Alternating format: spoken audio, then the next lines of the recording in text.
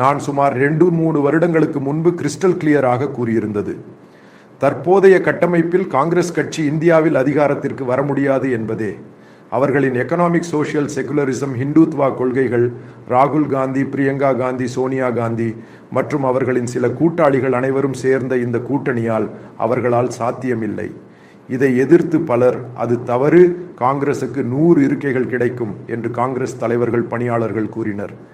டெல்லி தேர்தல் தொடர்பாக காங்கிரஸ் கட்சிக்கு சுமார் 57% ஓட்டிங் ஷேர் இருந்தது தனியாக. இன்று 42-43% ஆக 5% வாக்கு பங்கு குறைந்துள்ளது. டெல்லி ஒரு கேபிட்டல் சிட்டி, இதற்கு முக்கியத்துவம் உண்டு.